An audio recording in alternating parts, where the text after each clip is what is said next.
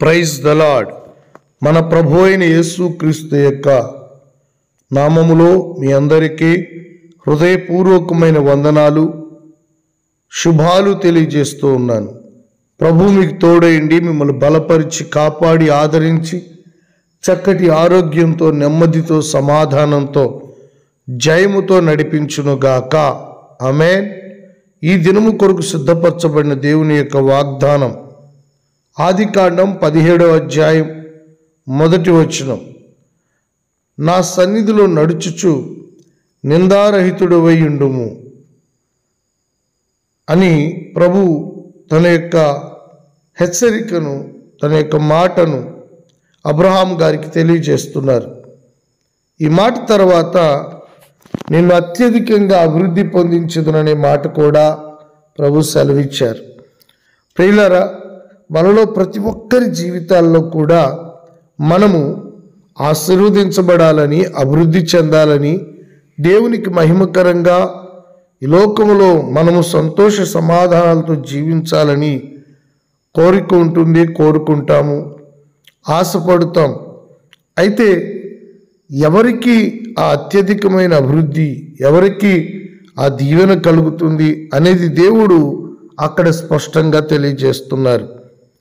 నా సన్నిధిలో నడుచుచు నిందారహితుడవై యుండుము. దేవుని సన్నిధిలో మనము నడవాలి. దేవుని సన్నిధి అనగానే చాలామంది అనుకుంటారు ఆదివారం చర్చికి వెళ్ళడము, చర్చిలోనే కదా దేవుని సన్నిధి అంటే, ఆదివారం వెళ్ళొస్తే సరిపోతుంది అని తలంచుకుంటూ ఆదివారం మాత్రమే పరిశుద్ధంగా, ఆదివారం మాత్రమే యథార్థంగా, ఆదివారం మాత్రమే గొప్ప సమర్పణ గలవారిగా కనబడి మిగిలిన రోజుల్లో సాధారణంగా జీవించుట అది దేవుని సన్నిధిలో నడుచుట అనేది కాదు. మరి దేవుని సన్నిధిలో నడుచుట అంటే ఏమిటి? దేవుని సన్నిధి ఎల్లప్పుడూ మనతోనే ఉంటుంది. ఆ సన్నిధిలో మనం నడవాలి అంటే దేవుని సన్నిధికి అనుకూలంగా మనం జీవించాలి అని అర్థం. ప్రియులారా, దేవుని సన్నిధికి అనుకూలంగా మీరు జీవిస్తున్నారా? దేవునికి అనుకూలంగా మీ ఆలోచనలు, తలంపులు, ప్రవర్తన, ప్రక్రియ ఇవన్నీ ఉన్నాయా? ఒక్కసారి ఆలోచించండి.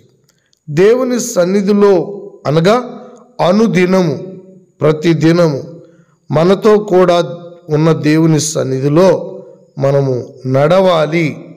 నడుచుట అనగా ప్రవర్తించుట, దేవుని సన్నిధిలో క్రియలు చేయుట, దేవుని సన్నిధిలో మన యొక్క మాటలు, తలంపులు, ఆలోచనలు, నిర్ణయాలు ఇవన్నీ దేవుని సన్నిధిలో ఉన్నాను అనే తలంపులతో, ఆలోచన జ్ఞానంతో ఉండాలి.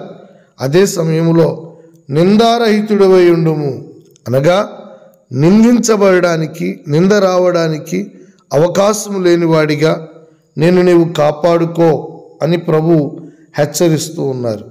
నీ జీవితంలో ఎక్కడ నింద ఎదురవుతుందో, ఎక్కడ నీ మీదకి నింద వస్తుందో దానికి నీవు దూరముగా ఉండి నీ సాక్ష్య జీవితాన్ని కాపాడుకోవాలి. దేవుని సన్నిధిలో నడవడమే కాదు, వ్యక్తిగత సాక్ష్యాన్ని కాపాడుకునేవాడిగా నీవు దేవుని సన్నిధిలో కనబడాలి. ప్రియ సహోదరి సహోదరులారా, మీరు నిందకు అవకాశం ఇవ్వకుండా దేవుని సన్నిధిలో నడవండి. ప్రభు మిమ్మల్ని అత్యధికంగా అభివృద్ధి పొందిస్తారు, ఆశీర్వదిస్తారు. అట్టి కృప కలుగునట్లు ప్రార్థన చేద్దాం.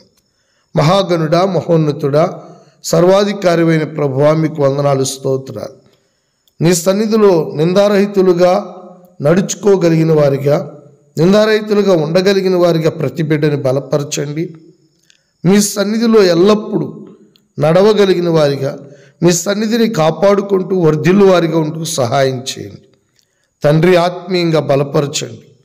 మీ యొక్క రాకడ కొరకు, రాజ్యం కొరకు వ్యక్తిగత జీవితాలను, కుటుంబాలు మీరు సిద్ధపరచండి. మీ నామానికి మహిమకరంగా వర్ధిల్లు చేయమని ఎల్లప్పుడూ ప్రతి ఒక్కరికి తోడయండి. నీ నామం ఘనపరుచుకోమని యేసుక్రీస్తు నామంలో ప్రార్థిస్తున్నాను తండ్రి. ఆమేన్.